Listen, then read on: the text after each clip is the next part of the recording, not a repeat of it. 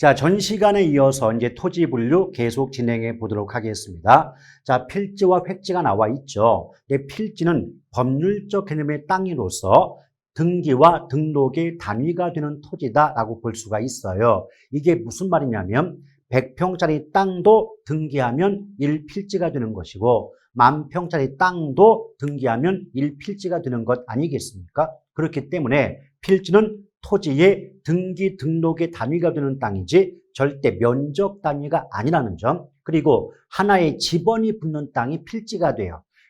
여러분, 지번이란 말은 토지에 붙는 번호를 의미하는 것 아시지 않습니까? 그래서 문제를 풀 때 요령 중에 하나가 뭐냐면, 자, 등기 등록의 단위, 지번, 법률적 개념의 토지, 이렇게만 나오면 주저하지 마시고 필지를 정답으로 삼아 주시면 되는 거예요. 이에 비해서 획지는요, 부동산 활동 및 현상의 단위가 되는 토지로서 어떤 가격 수준이 비슷한 한 덩어리, 일단의 토지를 우리는 획지라고 말을 해요. 따라서 획지의 구분 기준은 가격 수준이 되기 때문에 경제적 개념의 토지다라고 구분할 수가 있겠습니다. 다시 한번요. 자, 만약에 등기 등록의 단위라고 나온다면 필지가 답이겠지만 부동산 활동 및 현상의 단위라고 나오면 획지가 답이 되는 거예요. 또 법률적 개념의 토지, 그러면 필지가 답이지만 경제적 개념의 토지라고 한다면 획지가 답이 된다. 그 정도 구분하시면 충분하겠고요.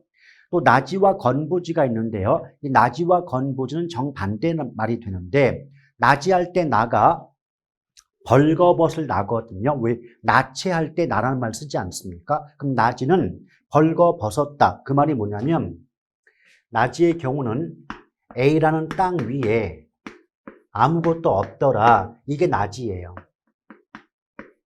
그 나지를 우리가 한마디로 우리식으로 말을 한다면 나지는 건물이 없는 땅이다 라고 이해하시면 돼요. 이에 비해서 건부지의 경우는 A라는 땅 위에 B라는 건물이 세워져 있을 때 이 땅은 건물이 있는 땅이 되죠. 건물이 있는 땅에 대해서 건자를 붙여서 건부지다라고 말할 수 있는 거예요.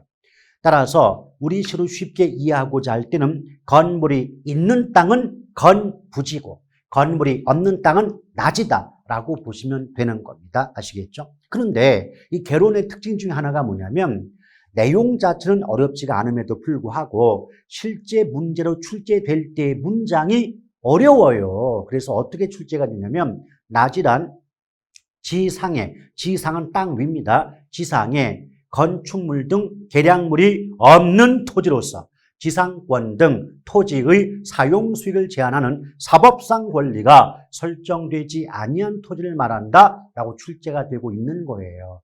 제가 항상 말씀드리지만 쉽게 이해는 하시되 실제 출제가 되는 문장으로 기억은 하셔야 된다는 점, 이 점을 유념할 필요가 있겠습니다. 근데 우리가 이제 공부를 할 때는 건물이 없는 땅이 나지고 건물이 있는 땅이 건부지다라고 이해만 하시면 충분해요. 근데 일반적으로 나지의 가치가 건부지의 가치보다 높게 평가되거든요. 쉽게 말하면 건물이 없는 땅의 값어치가 건물이 있는 땅의 값어치보다는 높게 비싸게 평가가 돼요. 이걸 입장을 바꾸면 건부지는 나지보다 가치가 낮게 평가되기 때문에 건부감가가 발생한다라는 말을 씁니다. 우리가 보통 가치가 올라갈 때는 증가라는 말을 쓰고요. 가치가 내려갈 때는 감가한다는 말을 쓰거든요. 따라서 건부감가가 발생한다, 이 말은 건부지의 가치가 나지의 가치보다 낮게 평가된다는 말과 같은 겁니다. 근데 일반적으로 건부감가가 발생하지만 예외적으로 건부증가가 발생하는 경우도 있어요. 그 말이 뭐냐면 대부분의 경우는 나지의 가치보다 건부지의 가치가 낮게 평가되지만 예외적으로 오히려 건부지의 가치가 나지 가치보다 높게 평가되는 경우도 있다는 거죠. 거기에 가장 대표가 토지 보상구역 내 건부지란 말이죠. 이게 무슨 말이냐면, 자, 정부가 토지를 강제로 수용한다면 보상을 해야 되지 않겠습니까? 근데 현실적으로 그냥 땅만 있는 경우보다 땅 위에 건물이 있는 경우가 보상 금액이 더 많지 않습니까? 이것은 건물이 있음으로써 건부지의 가치가 높게 평가된 상황이 되기 때문에 건부 증가가 발생한다라고 보시면 돼요. 그래서 일단 보다 자세한 내용은 나중에 기본 수업 때 얘기를 드릴 테니까 지금은 어떻게만 기억합니까? 일반적으로는 건부 감가, 건부지의 가치가 나지 가치보다 낮게 평가되지만 예외적으로 오히려 건부지의 가치가 나지 가치보다 높게 평가되는 경우도 있더라. 이 정도로만 기억하시면 좋겠네요. 그 다음에 이제 그 나지 건부지 보았고 법지 빈지가 나오는데 이 법지를 공부할 때는요. 이 맨 앞에 글자가 법이 나오지 않습니까? 법이라는 글자가 붙어 있기 때문에 법적으로 소유할 수는 있어요. 소유권을 인정받을 수는 있어요. 그러나 활용실익, 실질적인 이익은 없는 땅이 법지가 됩니다. 이에 비해서 빈지는 법지와 반대로 등기 능력이 없어요. 등기할 수 없다는 건 소유권을 인정받을 수 없다는 거예요. 그러나 실질적인 이익은 있는 땅을 우린 빈지다라고 볼 수가 있는 거죠. 따라서 법지와 빈지 공부할 때는 저 같으면 법지의 내용을 기억했다가 빈지가 나오면 정반대로 뒤집어 버릴 거예요. 반대니까. 다시 한번 정리할게요. 법지는 법이라는 글자가 들어가 있기 때문에 법적으로 소유할 수 있다. 그러나 실익은 없다. 거꾸로 빈지는 법적으로는 소유할 수가 없지만 실익은 있는 땅이다 라고 보시면 돼요. 실제 출제가 될 때 어떻게 나오냐면 빈지란 소유권이 인정되지 않는 바다와 육지 사이의 해변 토지를 말한다 라고 등장하고 있다는 거죠. 즉 빈지를 우리말로 바꾸면 바닷가가 돼요. 바닷가 땅이 바로 빈지다라고 보시면 됩니다. 근데 바닷가 모래밭이 누구 어떤 개인의 사유지가 되기는 어렵지 않겠습니까? 그래서 등기 능력이 없다. 예쁘게 말하면 등기 능력이 없다라고 하고요. 우리말로 바꾸면 소유권 인정 안 된다. 근데 그 바닷가 모래밭을 거닐면서 산책도 즐길 수가 있고 거부가 헌집 줄게 새집다오 재건축 놀이도 즐길 수 있는 거 아니겠습니까? 그렇기 때문에 소유할 수는 없지만 실익은 있는 땅을 뭐라 그래요? 빈지. 그 다음에 공한지와 공지가 나오는데요. 이거 조심할 게 뭐냐면 이 공한지와 공지는 한 글자 차이밖에 없다 보니까 출제자가 내용은 공지를 써놓고 제목은 공한지 붙인 경우 많아요. 이 점을 조심할 필요가 있어요. 근데 공한지라고 하는 건 뭐냐면 도시 내부 땅 중에서 오랜 기간 동안 지가의 상승, 투기의 목적을 가지고 방치하고 있는 땅을 공한지 이런 말을 쓰고 있는 거예요. 그래서 문장 속에서 지가의 상승, 투기의 목적 이렇게 말 나오면 읽을 필요도 없어요. 그냥 공한지가 답이 된다라고 보시면 돼요. 아시겠죠? 자, 이에 비해서 공지할 때 공이 뭐냐면 이 공은 한자로 빌공이에요. 빌공. 따라서 그대로 해석해보면 비어있는 땅이 공지가 돼요. 그럼 비어있다 이 말이 무슨 뜻일까? 땅 위에 그러니까 어떤 건축물을 건축하지 못하고 비어있는 토지를 뭐라 그래요? 공지가 되는 거예요. 여러분 예컨대요. 우리 대지가 한 100평이 있다. 그러면 이 부동산 광고 같은 거 보다 보면 대지 100평, 건평 30평 이렇게 적힌 광고 많이 보셨을 거 아닙니까? 그 말은 땅은 100평짜리인데 건평은 30평이다. 그 나머지 70평은 건물이 없는 상태가 되어 있잖아요. 그 나머지 건물이 세워져 있지 않고 비어있는 그 땅 부분을 공지라는 말을 쓰고 있는 겁니다. 아시겠죠? 또 그게 좀 어려우신다면 우리 단독주택 같은 경우에 이 본체가 있고 담장과 본체 사이에 빈 공간이 있지 않습니까? 이것이 바로 공지다라고 보시면 되겠어요. 또 휴한지와 유휴지가 있는데 이건 뭐 그다지 큰 중요도는 없다고 보시면 되겠고 다만 휴한지가 됐건 유휴지가 됐건 현재 시점에서 특정 용도로 이용되지 못하는 땅이라는 점은 공통점인데 차이점이 뭐냐면 어떤 합리적인 이유 때문에 쉬고 있는 땅이 휴한지라면 불합리하게 쉬고 있는 땅이 유휴지다. 쉽게 말하면 사용이 가능함에도 불구하고 그냥 방치되는 땅이 유휴지라면 예컨대 인삼 농사를 짓고 나서 지력을 회복하고자 몇 년간 묵혀두는 합리적인 이유 때문에 쉬는 땅을 휴한지 이렇게 말할 수가 있는 거겠죠. 그 다음에 이제 포락지와 선화지도 이제 요즘 들어서 나오는 편인데요. 포락지는 한마디로 말하면 물에 잠긴 땅이에요. 물에 잠겼다. 그래서 어떤 경우냐면 지적 공부에, 그러니까 어떤 문서죠. 공적인 문서에 등록된 토지 중에서 집안이 절토가 됐다는 건 흙이 무너져 내렸다는 거죠. 집안이 절토되어 하천의 바닥, 강 바닥이 됐다는 건 물에 잠겼다는 얘기 아니겠습니까? 그 하천의 바닥이 된 토지를 포락지라고 말할 수 있는 거죠. 또 이 말을 다르게 바꾸면 침식작용에 의해서, 침식작용으로 수면 밑으로 잠긴 토지를 포락지라 한다라고 나올 수도 있는 겁니다. 근데 어떻게 말이 나오든 간에 일단 물에 잠겼다 이런 식의 표현 나오면 포락지를 답으로 하시면 돼요. 이제 포락지였고, 그 다음에 이제 선화지가 나오는데, 이 선화지는요, 이 선자 앞에 생략된 말이 뭐냐? 고압. 그러니까 고압선 아래의 땅이 선화지예요. 그럼 고압선이 지나는 땅이니까 선하가 되겠죠. 근데 상식적으로도 고압선 아래의 땅을 제정신 같으면 사려고 하지 않습니다. 근데 살 수밖에 없다라고 한다면 제값 주고 사겠나요? 많이 깎겠죠. 그래서 선화지는 감가의 대상이 되기 때문에 어떤 거래라든지 이용해서 각종 제한이 많이 발생한다, 제한이 있다, 그 정도만 익혀두시면 돼요. 그러면서 이제 한계지 소지, 한계지는 택지 이용의 최원방권 나오는데 걱정하지 마실 게 뭐냐면 택지 이용의 최원방권이 뭐냐? 똑같은 거 안 물어봅니다. 그냥 이건 고정되어 있거든요. 택지 이용의 최원방권 나왔다. 이미 정답은 한계지입니다. 출제자가요, 한계지가 뭐냐고 물어보지도 않아요. 다만 이 말이 나오면 답이 뭐냐고만 물어보니까 얘는 그대로 그 내용, 그 지문을 익혀두는 것도 나쁜 선택은 아니다라고 보시면 되겠고요.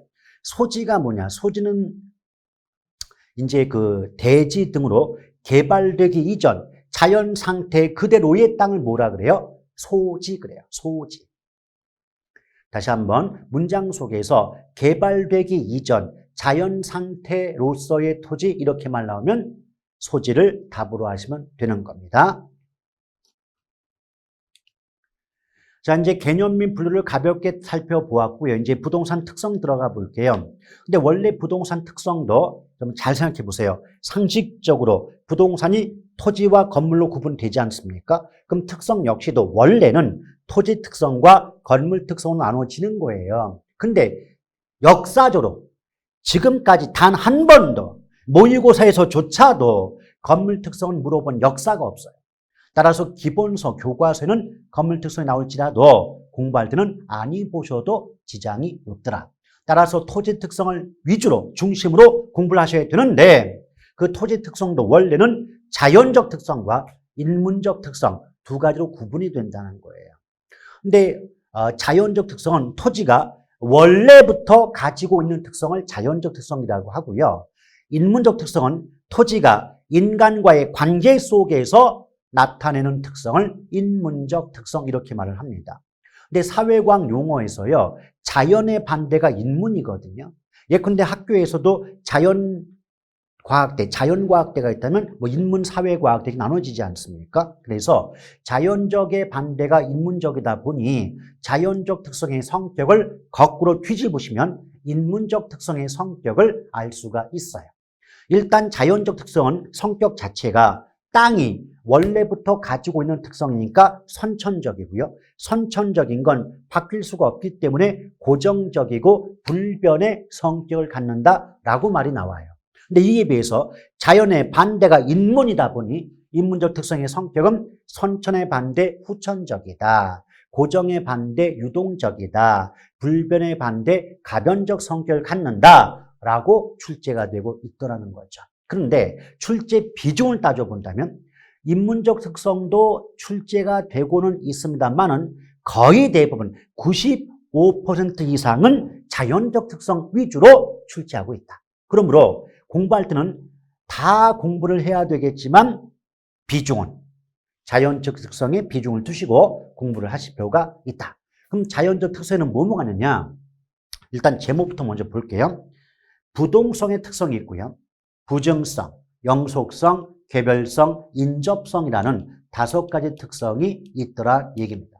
이걸 앞을 잘 따잖아요. 한 글자씩 따면요. 부부영계인, 부동성의 부, 부증성의 부, 영속성의 영, 개별성의 개, 인접성의 인, 부부, 영계인. 우리말로 부부는 영원히 남인 거죠. 부부는 영원히 남이다. 부부 영계인. 이런 말씀 드릴 때 안타깝게도 한 번도 그렇지 않다고 부정하신 분이 없다는 얘기입니다. 다들 부부는 남이라는 거죠. 오죽하면 노랫말에도 님이라는 글자에 점 하나만 찍으면 남이 된다는 게 우리의 인생사 아니겠습니까? 물론 이런 것들은 시험에 나오지는 않습니다. 예, 부부 연계입니다. 근데 여러분, 우리 개론을 공부할 때요, 가장 중요한 게 어떤 그 단어의 뜻이란 말이죠. 근데 우리나라가 한자가 많이 있다 보니 제목에 사용된 한자어를 웬만큼 이해를 하시면 내용도 금방 이해가 되는 거예요. 여기서 보면 부동성, 한자로 아니 불자 움직일 동이에요. 그럼 토지는 그 위치가 고정되어서 움직일 수 없다, 이동할 수 없다는 특성을 부동성 이렇게 말하는 거죠. 그래서 출제하는 분에 따라서는 부동성 그러지 않고 비이동성 또는 위치의 고정성. 여러분 생각해 보세요. 비이동이라는 말이나 위치가 고정되어 있다는 말이나 부동, 움직이지 않는다는 말이나 전부 같은 말 한 거 아닙니까?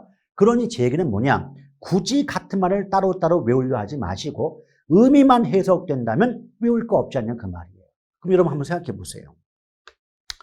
여러분 우리가 이제 민법 배우다 보면 재산을 동산과 부동산에 구분하지 않습니까? 동산, 부동산 구분해요. 그럼 동산과 부동산의 구분 기준이 뭐예요? 이동이 가능하냐? 이동이 불가능하냐? 그럼 움직일 수 있는 물건은 동산이고 움직일 수 없는 거는 부동산이다 라고 나오지 않습니까? 그럼 이런 말 가능한가요?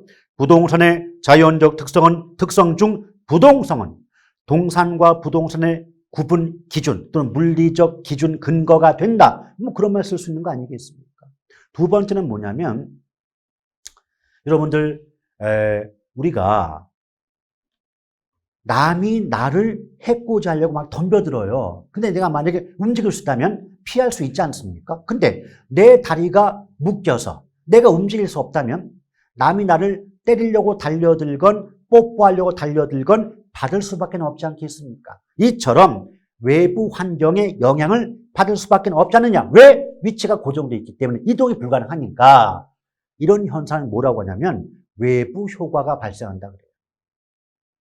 그래서 땅의 위치가 고정되어서 움직일 수 없으니까 외부 환경의 영향으로부터 벗어날 수가 없는 거 아니냐. 이런 관점에서 외부 효과가 발생한다. 무슨 성 때문에? 부동성 때문에. 또한 여러분이 각고의 노력 끝에 이 시험에 합격을 하셨습니다. 각고의 노력 끝에, 지금 제가 잘못 눌렀어요. 자, 시험에 합격을 하셨는데, 고객이 찾아와요. 와가지고, 그 좋은 땅 좀 있으면 보여주시오. 라고 한다는 거예요. 근데 고객님, 잠깐 기다리셔요. 해놓고 땅을 삽으로 퍼올 수 있습니까? 아니지 않습니까? 그럼 어떻게 돼요? 고객의 손을 붙잡고 땅이 있는 현장까지 갈 수밖에 없겠죠. 그래서 우리 전 시간에 부동산 활동의 속성 중에서 그 부동산 있는 현장까지 가야 된다. 임장 활동이란 말 들어보셨던 기억 나지 않습니까? 그래서 이 부동성 때문에 임장 활동, 정보 활동이 필요하게 된다, 요구된다. 이렇게 말이 나오게 되는 거죠. 또한 여러분 생각해 보십시오. 움직일 수가 없어요, 땅은. 땅을 움직일 수 없다. 이 말의 의미는 땅을 숨길 수가 없다는 의미가 돼요. 그래서 어느 날 구청에서 찾아옵니다. 띵동띵동, 누구십니까? 예, 중구청 직원입니다. 무슨 일이시죠? 알고 봤더니 우리 선생님께서 땅을 갖고 계셨는데요. 그런데요, 내시죠, 세금을. 이라고 하는 거죠. 그래서 부동성 때문에 숨길 수가 없다 보니까 지방자치단체 운영을 위한 조세 수입의 근거가 되는 특성이 바로 부동성이 될 수가 있는 거죠. 오케이? 예컨대 현실적으로요, 현금 같은 경우는 무슨 차명계좌다 이런 게 불법이긴 하지만 숨기고 할 수 있는 그런 경우 있잖아요. 또 땅 자체는 숨길 수가 없거든요. 물론 이제 명의 이름 변경하는 좀 그런 게 있겠지만은 현실적으로 좀 어렵겠죠. 이렇다는 겁니다. 하나 더 말씀을 드린다면 말이죠. 요새 또 이제 북한이 심상치가 않아요. 퍽 가면 미사일 막 날리고 하지 않습니까? 우리가 이제 예전만큼 그렇게 뭐 민감하게 반응하는 건 아니지만 그래도 한쪽 마음에 불안한 마음이 없지는 않아요. 근데 생각해 보세요. 땅이 있어요. 근데 만약 전쟁 등이 난다면 땅을 갖고 튈 수 있나요? 못 갖고 튀어요. 왜? 위치가 고정되어 있기 때문에. 근데 귀금속 등의 동사는 갖고 튈 수가 있지 않습니까? 그러면 전쟁을 비롯한 어떤 불안 심리가 확산이 되면 부동산은 사고자 하지 않기 때문에 소유 욕구가 감소하겠지만 귀금속 등의 동사는 갖고 튈 수가 있으니까 사려고 할 거 아니에요. 그래서 어떤 말 나오냐면 전쟁을 비롯한 사회적 불안 심리가 확산되는 경우 부동산의 소유 욕구는 감소하는 반면 귀금속 등의 동산의 소유 욕구는 증가한다. 한마디로 압축한다면 동산과 부동산의 수요가 반비례의 모습을 보인다. 이렇게 말이 나오는 경우도 있다는 거죠. 무슨 성 때문에? 부동성 때문에. 근데 이런 수업을 처음 들을 때는 말이죠. 그 평소에 생각하지 않았던 말이 막 나오니까 좀 이해가 될 듯 하면서도 확 와닿지 않습니다. 그럼 결국 2번, 3번 반복해서 복습을 해 주셔야 이해가 되는 거고요. 또 이게 어느 정도 시간이 흘러가가지고 익숙해지지 않습니까? 그러면 굳이 외우려고 하지 않아도 머릿속에 다 자리를 잡아요. 그러니까 너무 이걸 빨리 외워야 되겠다, 빨리 좀 익혀야 되겠다라는 부담감은 잠깐 접어주시고 그냥 계속 내가 반복해서 열심히 노력을 하면 되겠지라는 어떤 용기 이런 것을 좀 가져주시길 바라겠습니다. 그 다음에 이제 부증성이 나와요. 또 생각해 보세요. 부증성은 아니 불자 증가할 증이에요. 그 말이 뭐냐면 토지는 자연물이다. 인간이 만든 물건이 아니지 않느냐. 그러니 인간의 노력으로 토지를 생산해낼 수가 없다. 그래서 물리적 양을 증가시킬 수 없다. 이걸 부증성 이렇게 말하고 있는 거예요. 그럼 여러분 생각해 보세요. 생산이 되지 않으니까 이런 관점에서 부증성을 다른 말로 비생산성이라고 말할 수 있는 것이겠죠. 그런데 여러분, 그렇다면 토지가 생산이 되지 않게 되면 시간이 가면 갈수록 땅이 남아돌까요? 부족해질까요? 당연히 부족해질 수밖에 없어요. 그러면 토지 부족의 문제가 발생하겠죠. 그런데 땅이 됐건 무슨 물건이 됐건 간에 부족한 물건의 가격은 오를 수밖에 없어요. 땅값이 올라간다는 걸 우리가 집가가 상승한다고 하는데 땅값이 지나치게 높게 올라가는 현상을 집가고라는 말을 쓰고 있습니다. 집가고, 고집가라는 의미가 돼요. 그럼 집가고가 발생한다면 땅을 여러 사람들이 골고루 나눠 가질 수가 없고요. 그 비싼 대가를 지불할 수 있는 능력자들만 토지를 소유할 수가 있겠죠. 그럼 생각해 보세요. 부증성 때문에 토지가 부족해져요. 토지가 부족하니까 땅값이 높게 올라가요. 땅값이 높게 올라가니까 그 땅을 비싼 대가를 지불할 수 있는 능력자들만 소유할 수 있으니까 토지 소유 편중의 문제가 발생할 수가 있게 되는 거 아니겠습니까? 그래서 교과서를 보거나 출제가 되는 문제를 보면 이렇게 출제가 돼요. 토지 부족, 집가구를 비롯한 각종 부동산 문제 발생의 근본적인 원인은 부증성 때문이다. 이런 식의 말이 나오게 되는 겁니다. 아시겠죠? 또한 여러분, 생산이 안 되니까 토지의 양을 늘릴 수가 없잖아요. 그것을 토지의 물리적 공급이 불가능하다. 이렇게 말을 쓰는 거예요. 그러나 조심할 건 토지 공급은 크게 2가지가 있어요. 물리적 공급과 용도적 공급 2가지 나눠지는데 물리적 공급은 양 자체를 증가시킬 수 없으니까 불가능합니다. 그러나 용도적 공급은 가능하다고 하는데요. 용도적 공급이 뭐냐면 용도를 바꿔서 공급하는 거예요. 예컨대 지금 현재 주거 용도의 땅이 부족하다면 상업 용도나 공업 용도로 지정된 땅을 주거 용도로 용도를 바꿔서 공급할 수 있는 거 아니겠습니까?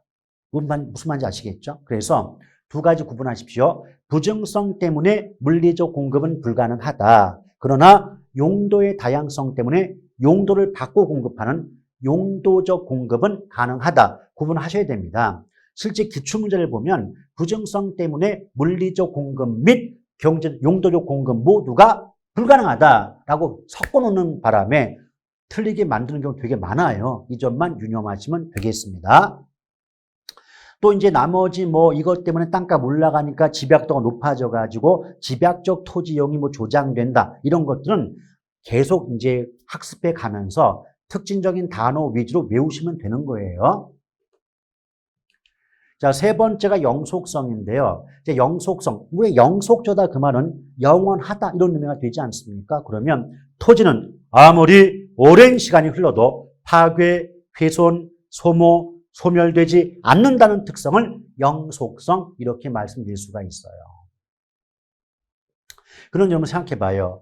땅이 파괴되거나 훼손되지 않는다면 물리적인 면에서 가치가 깎이지 않습니다. 이것을 영속성 때문에 토지는 물리적 감가가 배제된다. 감가가 안 된다. 이렇게 말이 나와요.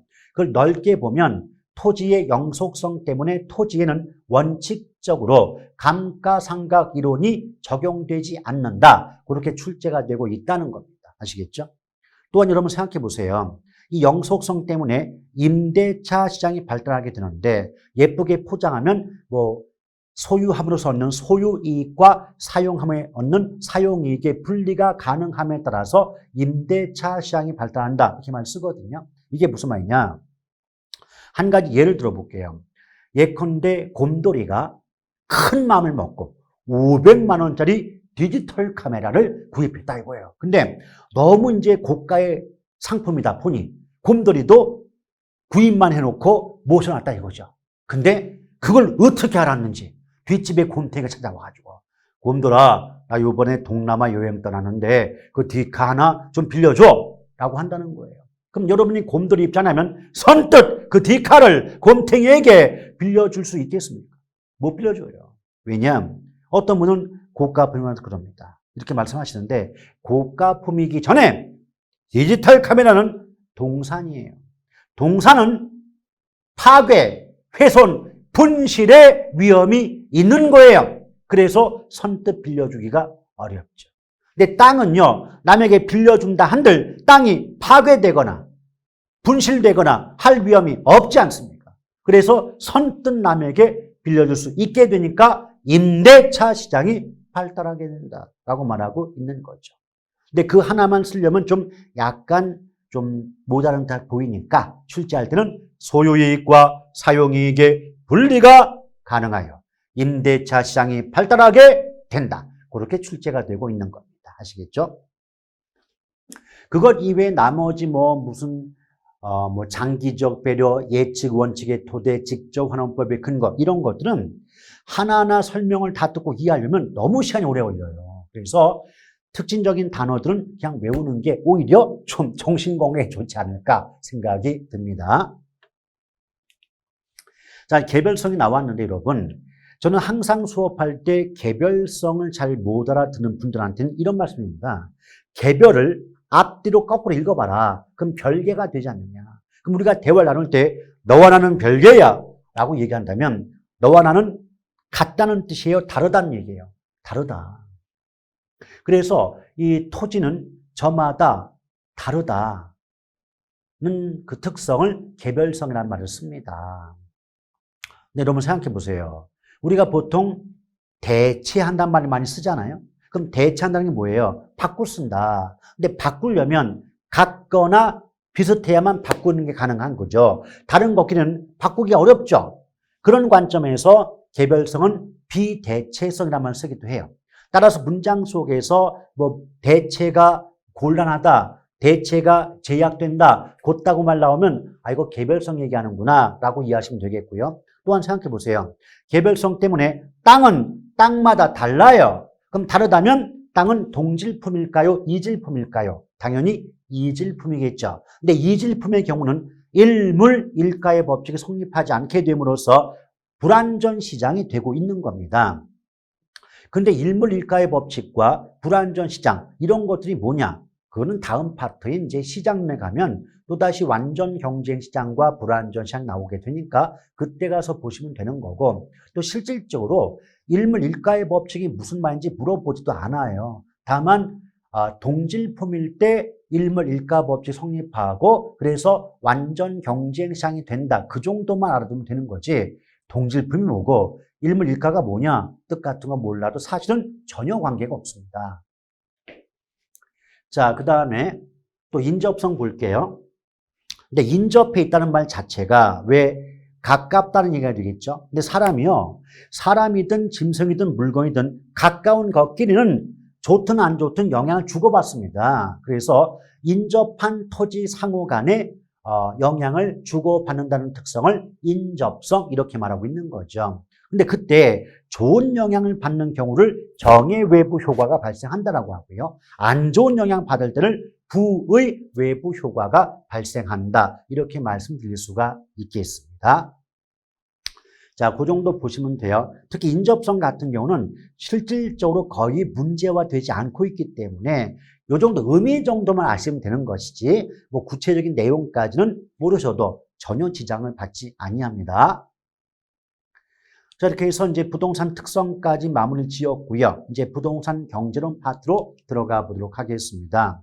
이 경제론 파트는요, 이 자체로도 4문제에서 5문제가 출제가 되고 있기 때문에 문제로서도 비중이 작은 파트가 아니죠. 근데 더 중요한 것은 이 경제학에 나오는 어떤 이론적인 지식을 알고 있어야만 그 다른 파트의 어떤 이론을 쉽게 이해를 하실 수 있기 때문에 징검다리 역할을 하는 대목이에요. 대단히 여러분에게는 중요성을 갖는다라고 보시면 됩니다. 여기서 이제 가장 먼저 나오는 게 수요와 공급의 뜻을 아냐고 물어봐요. 근데 저는 수요 공급을 얘기하기 전에 이렇게 한번 말씀드리고 싶어요. 수요는요, 자, 수요가 나왔다. 누구 입장이다? 사는 쪽 입장이에요. 수요는 사는 쪽 입장이고요. 공급은 파는 쪽 입장이죠. 그래서 문장을 보시거나 어떤 문제 푸실 때 수요가 나오면 사는 쪽 입장에서 보셔야 되고요. 공급이란 말이 나오면 파는 쪽 입장에서 보시면 문장이 쉽게 이해가 돼요. 근데 그냥 단순하게 사는 쪽, 파는 쪽을 신경 안 쓰고 수요 공급만 놓고 보면 자꾸 배웠던 게 충돌이 되고 혼란을 겪으시면서 어렵다는 느낌밖에 안 받는단 말이죠. 오케이? 다시 한번 수요는 무슨 쪽? 사는 쪽, 파는 쪽은 공급. 두 가지 구분하시길 바랍니다. 일단 첫 번째 수요의 뜻을 보니까 일정 기간 동안 인간 생활에 필요한 재화와 용역을 구매하고자 하는 의사 또는 욕구를 말한다라고 나와요. 근데 여기서 두 가지 알 수가 있어요. 일정 기간 나왔죠. 우리 경제학에서는요, 일정 기간을 정해 놓아야 비로소 어떤 값을 구할 수 있을 때 유량이라고 부르자고 약속을 했습니다. 그래서 일정 기간차 붙었으니까 수요는 기본적으로 플로우, 유량 개념에 해당이 된다는 걸 알 수가 있는 것이고, 여기서 지금 재화와 용역이 있거든요. 근데 재화는 한마디로 물건, 상품을 얘기하고요. 용역은 인간의 활동을 의미한다는 정도만 아시면 됩니다. 근데 중요한 건 구매하고자 한다 그랬어요. 구매하고자 한다. 그럼 구매하고자 한다는 건 이미 샀다가 아니에요. 앞으로 사려고 한다 의미가 되겠죠. 따라서 구입이나 소비라는 행위가 이루어지기 전이기 때문에 사전적 개념에 해당이 되는 겁니다. 아시겠죠? 따라서 지금 수요의 의미만 가지고도 이미 수요는 유량 개념이고 사전적 개념이라는 두 가지를 파악할 수가 있었습니다. 그 다음에 알아야 될 건 뭐냐면 우리 부동산 수요는 반드시 유효 수요이어야 한다는 겁니다. 유효 수요가 뭐냐면 구매 의사, 사고 싶은 마음뿐 아니라 구매 능력, 살 수 있는 능력까지 갖추고 있을 때 유효 수요라고 얘기합니다. 이 점을 유념하셔야 됩니다. 예컨대 우리가 길을 걷다가 어떤 점포에 진열된 상품을 보고 너무 갖고 싶다, 너무 마음에 들어, 사고 싶어 라고 생각이 들었다면 이미 수요가 발생했습니다.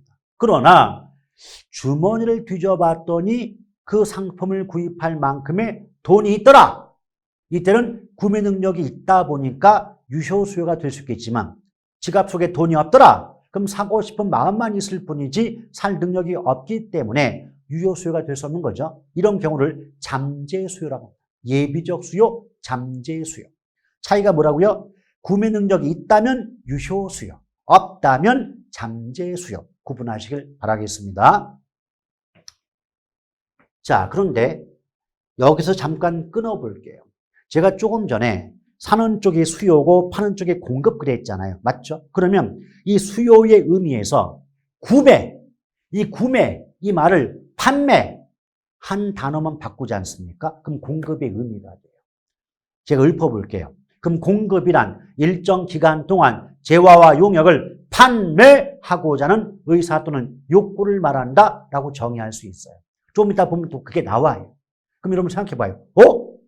그러면 수요가 유리한 개념이고 사전적 개념인 것처럼 공급도 유리한 개념이고 사전적 개념이겠네. 이게 바로 보이는 거예요. 또 수요가 구매 의사뿐 아니라 구매 능력까지 갖춘 유효 수요의 개념이라면 당연히 공급도 어떻게 돼요? 판매 의사뿐 아니라 판매 능력까지 갖춘 유효 공급이어야 한다. 이렇게 말이 나오게 되는 겁니다. 좀 이따 나오니까 그때 확인하시면 돼요. 자, 그 다음 여기에 수요량이 있습니다. 자, 물어볼게요. 수요량이 있다면 무슨 양도 있을까요? 그렇죠. 공급량도 있는 겁니다. 수요 가격이 나왔습니다. 그럼 무슨 가격도 있을까요? 공급 가격도 있을 겁니다. 수요 법칙이 있습니다. 그럼 무슨 법칙도 있나요? 공급 법칙도 있어요. 수요 곡선이 있다면 공급 곡선도 있는 거죠. 그래서 수요가 있다면 사는 쪽이 있다면 공급, 파는 쪽이 당연히 나올 수밖에 없다. 이 구조를 이해하신다면 이 다음에 무슨 말이 나올 거야? 이 다음에 어떤 내용을 배워야 될 거야? 이게 예측이 되거든요. 그러면 학습이 즐거워져요. 그래, 내가 예상한 대로 제목이 또 나오는구나. 그런데 그런 구조의 파악 없이 그냥 달달달달 배울 때마다 그 말을 달달달달 외우면 어떤 현상이 발생하느냐? 그 시점에서는 외워지기도 하고 뭔가 내가 배우고 알아두는 것 같긴 했는데 조금만 지나면 또 까먹어요. 왜? 내가 그 체계를 생각한 게 아니라 그냥 말만 외우는 거거든요. 한 번 외워서 오래 가면 얼마나 좋겠습니까만은 사람이 그렇지가 않아요. 이것을 업으로 하는 저조차도 한 1년 정도 수업 안 하고 가만히 있으면 내용을 까먹기보다는 어떻게 그 내용을 전달할까? 아마 그 전달 방법을 모두 까먹지 않겠나 싶습니다. 그것이 사람인 것이지. 그래서 반복 학습은 대단히 중요할 수밖에 없더라. 근데 수요 가격은요, 이제 수요자 입장, 어떤 물건을 사고자 하는 사람 입장에서 지불할 의사가 있는, 내가 이 물건을 구입할 때 최대 얼마까지는 내겠다. 그 최대한의 지불 가격이 바로 뭐다? 수요 가격, 최대한의 가격이에요. 근데 그에 비해서 공급 가격은 판매할 의사가 있는 최소한의 가격인데, 구체적인 내용 설명은 제가 기본 때 해드릴 거예요. 자, 그럼 여기 수요 법칙, 이게 중요하죠. 여러분, 수요 법칙이 있습니다. 근데 법칙이란 말이 들어가 있으니까 뭔가 있어 보이지 않습니까? 아무것도 아니에요. 제가 이걸 설명하기 전에 한번 물어볼게요, 여러분. 여러분이 어떤 물건을 구입하고자 하는데 내가 사고 싶은 그 물건의 가격이 올랐대요. 그럼 가격이 올랐다는 건 값이 비싸진 거 맞죠? 그럼 가격이 오르게 되면 값이 오르기 전보다는 그 물건을 구입하는 데 대한 부담이 커질 것이고, 따라서 가격이 오르면 그 물건을 더 사게 됩니까? 덜 사게 됩니까? 덜 사게 되겠죠. 그럼 생각해 보세요. 가격이 오르면 그 물건을 덜 사게 됩니다. 즉 가격이 오르면 수요량은 줄어든다는 거죠. 그럼 가격과 수요량이 서로 반대 방향 아닙니까? 이처럼 어떤 물건의 가격과 그 물건의 수요량이 반비례 관계, 즉 반대 방향으로 변동한다는 원리를 수요 법칙이라고 말하는 거죠. 근데 저거 우리말로 바꾸면 이거예요. 값이 비싸지면 덜 사고 값이 싸지면 더 삽니다. 근데 화살표 그려보면 가격의 변화 방향과 수요량의 변화 방향 반대가 됩니다. 가격과 수요량이 반비례 관계에 있다는 원리를 수요 법칙이라 한다라고 예쁘게 포장할 뿐인 거예요. 그런데 그런 수요 법칙을 그래프로 만든 게 바로 수요 곡선입니다. 그래서 방금 전에 보신 것처럼 수요 법칙상 가격과 수요량이 반대로 바뀌다 보니 수요 곡선도 일반적으로는 원점을 향해 볼록한 우하향 곡선의 모습을 보이는데요. 이게 무슨 말이냐면, 자, 수요 곡선이 우하향한다라고 하는 것은, 자, 항상 곡선의 그래프의 기본은 피카츄예요. P가 뭐냐? 프라이스 가격이죠. 자, 0은 원점을 얘기하는 거고요. Q는 quantity가 되는 quantity는 양의 양. 근데 지금 우리는 수요 곡선이기 때문에 이때 양은 수요량을 얘기할 겁니다. 근데 수요는 영어로 demand라고 하거든요. 그래서 D자를 붙여주는 거예요. 그럼 Q가 양, D가 수요가 되기 때문에 QD는 수요량이라고 보시면 됩니다. 근데 앞서서 보신 것처럼 수요 법칙상 가격과 수요량이 반비례 관계에 있다 보니까 수요 곡선이 이렇게 오른쪽 아래로 내려 뻗는 우하향 곡선의 모습이 나오게 된다는 거죠. 자, 이것을 가령 아파트의 수요 곡선이라고 가정해 본다면 아파트의 가격이 100원일 때 수요량이 20이고 가격이 50원일 때 수요량이 40이라고 예를 들어 볼게요. 물론 이 숫자 값은 얼마든지 바꿀 수가 있는 거고요.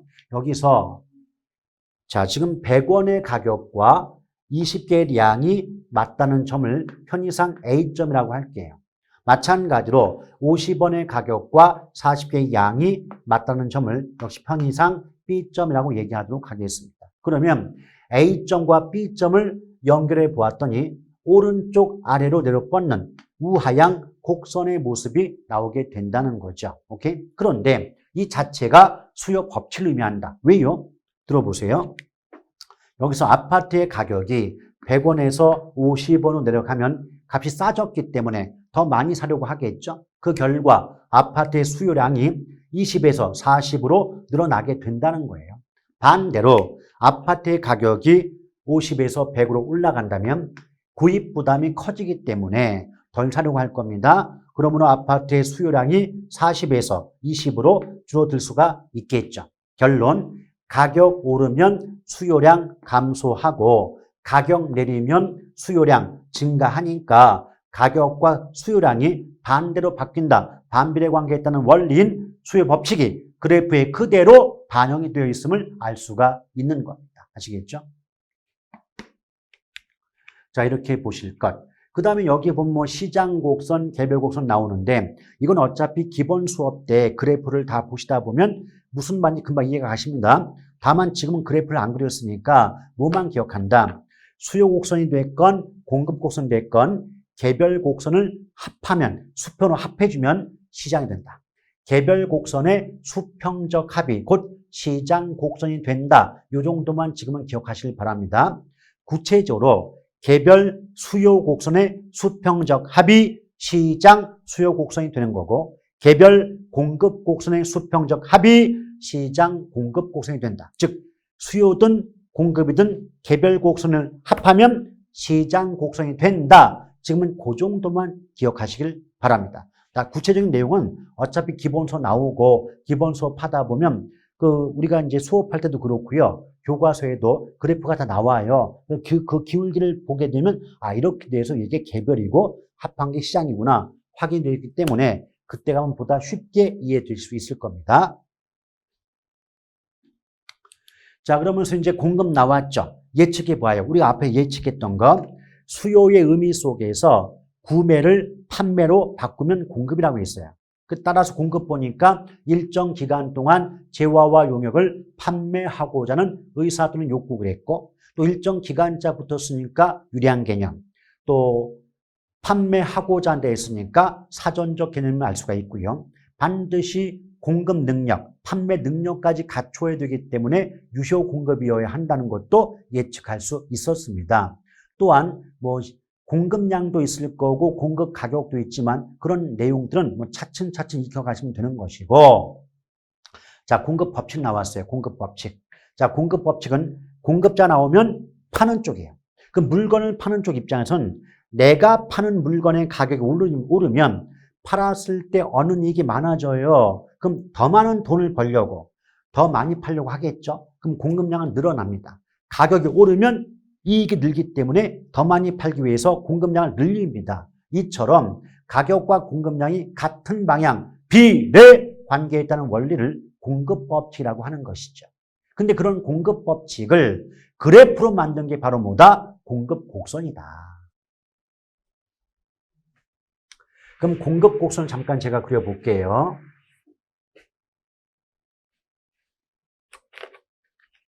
항상 그래프의 기본은 피카츄. 자, 프라이스 가격, 원점, 쿼안티티 양이 나오는데 공급은 영어로 서플라이라고 서플라이가 되기 때문에 공급은 S입니다. 그럼 Q가 양이고 S가 공급이 되니까 QS는 공급량의 의미라고 보시면 되는 거죠. 근데 지금 공급 법칙상 가격과 공급량은 비례 같은 방향이 되기 때문에 이런 방향, 오른쪽 위로 뻗어 올라가는 우상향 곡선의 모습을 보인다 라고 말이 나오겠죠. 이럴 때, 자, 아까 수요 곡선 얘기한 것처럼 얘기해 볼게요.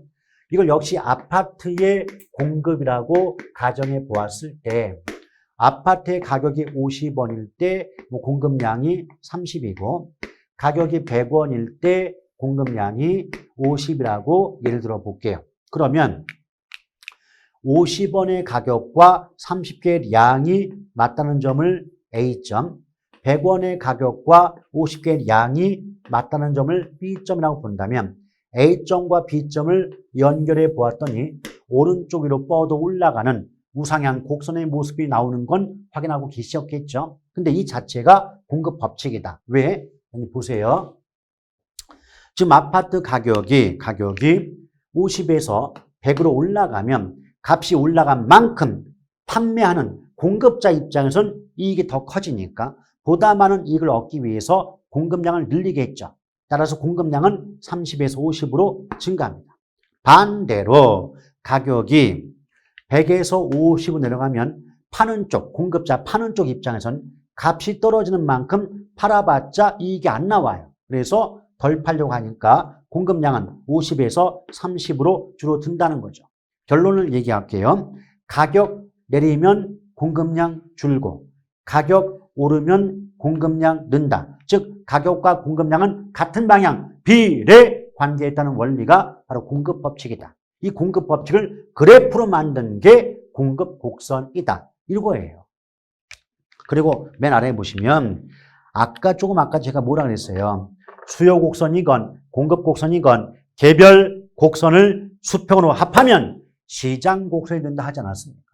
그래서 여기도 보면 시장 공급 곡선은 개별 기업의 공급 곡선의 수평적 합이다. 개별 곡선의 수평적 합이 시장 곡선이 된다. 이것은 수요와 공급의 공통점이다 라고 보시면 되겠습니다.